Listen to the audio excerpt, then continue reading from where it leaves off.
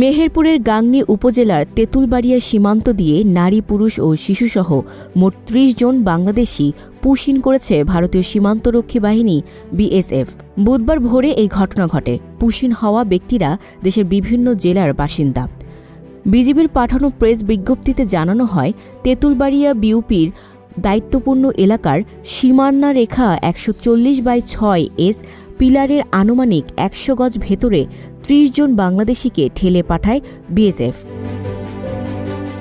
এসব ব্যক্তি দালালের মাধ্যমে ভারতের বিভিন্ন সীমান্ত দিয়ে অনুপ্রবেশ করে বলে জানা যায়। পরবর্তীতে ভারতীয় পুলিশের হাতে আটক হয়ে কলকাতা কারাগারে থাকছিলেন তারা। কারাবরণের পর তাদের বাংলাদেশ সীমান্তে ফিরিয়ে দেয় বিএসএফ। পুশিন হওয়া ব্যক্তিদের মধ্যে ১৬ জন পুরুষ, ১০ জন নারী ও ৪ জন শিশু রয়েছে। গাংনী থানার ভারপ্রাপ্ত কর্মকর্তা বনি ইসরাইল বলেন, আইনি প্রক্রিয়া শেষে পুশিন হওয়া ব্যক্তিদের তাদের স্ব পরিবারের কাছে হস্তান্তর করা হবে।